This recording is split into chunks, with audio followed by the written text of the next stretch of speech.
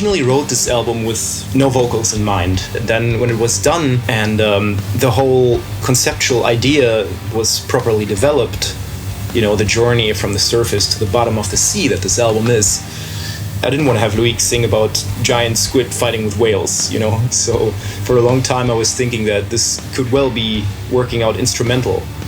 And at that time, Loic was kind of like in a crisis. We've been touring so much in 2010 and 2011, ever since he joined the band, basically. And he was kind of like burned out a little bit, both mentally and physically. His health had suffered a lot from all the screaming.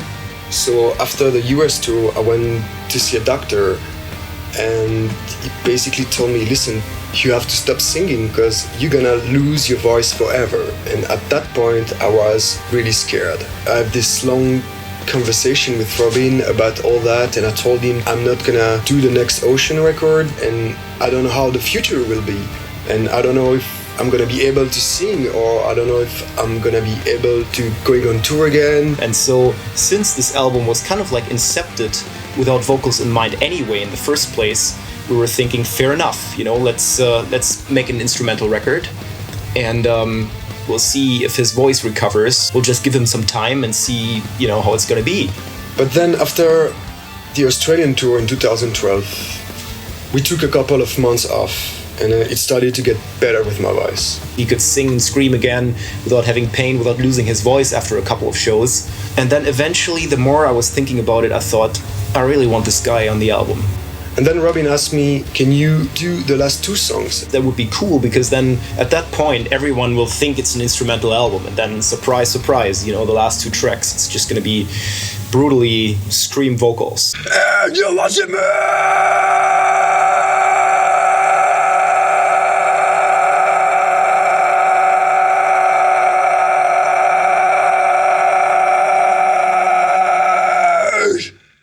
So I flew to Berlin early December to record those two tracks.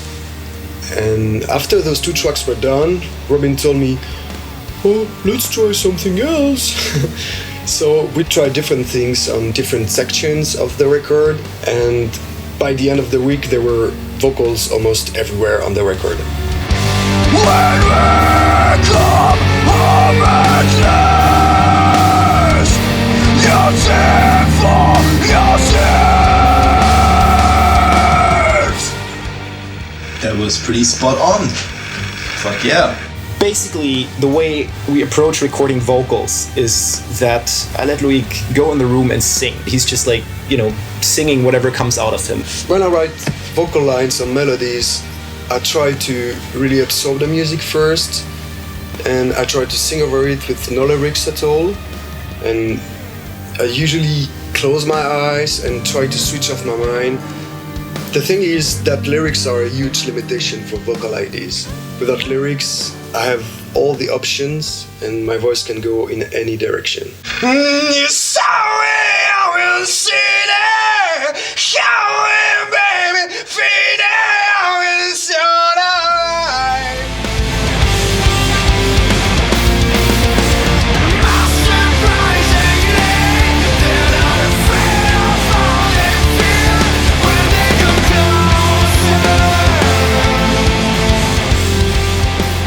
And again, he came up with amazing vocal lines, and I was like, fuck, this is awesome. You know, I think it's worthy looking into this more and working on this and developing this properly. And we did as much as we could in that 1 week. Then he flew back to Switzerland, and by that time, I was left with a whole bulk of vocal takes, and so I had to start writing lyrics for that. The lyrics I originally wrote for this album were based on the subtitles of a movie. It kind of reflected the whole concept of this journey from the surface to the bottom of the sea in a metaphorical way that was very, very cool. And I started getting nervous, and I tried to get the permission to use those subtitles, which we had kind of turned into the lyrics for this album entirely. And it was a beautiful plan. It made sense from the beginning to the end. And so I really wanted to stick to that and to keep it. But they never fucking wrote back. And so I started hating my life, but I realized I had to go through this and write lyrics from scratch all over again. Robin called me and told me, I got bad news for you. We need to paraphrase all the lyrics and re-record everything. But don't have any illusions. I'm not going to forgive you.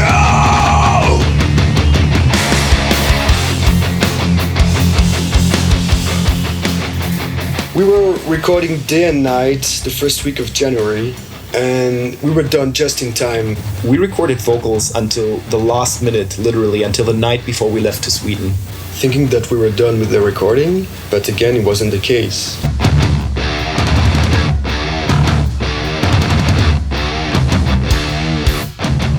We were listening to the tracks with Jens, and he was like, yeah, this is really cool, I really like the vocals of this album, great voice, but, you know, can you maybe, like, I think you should double this part, and over this part, try a harmony, and try another harmony, and then actually try that harmony too, and we'll see which one works best. And so, pretty much for the whole first week of the mix, every single night when Jens was done, that was when Loic and me started working and recording vocal overdubs and harmonies. Unconditional protection alternates with short, fervile intervals of perfection. Boundless bonding, but be sure, trust needs to be reevaluated. While our ancient promises turn to blight, and their weight and meaning changes. When Robin approached me about this mix, he sort of explained the whole conceptual idea for the album, and he also envisioned the thing being mixed as a whole album, meaning that you mix everything like one massive track. I had to strip down a few parts by itself, but it was a very interesting approach and very challenging actually, both from an artistic perspective but also some technical things with this huge amount of channels. I'm a sound engineer myself, so it's cool to be here because Jens gave me a lot of advice about recording, mixing, reamping guitars. And he really indulged himself deeply into our sound and into what we've been trying to do with this album musically. And it's good to get external people that you trust and that know what they're doing involved at a certain point, at a certain moment, because they will bring in that distance that you can no longer have. I think that's one of the points that really makes this album better than most of our previous albums in terms of production and sound. How far can sunlight reach? There's something underneath. Crawford! Can sunlight reach?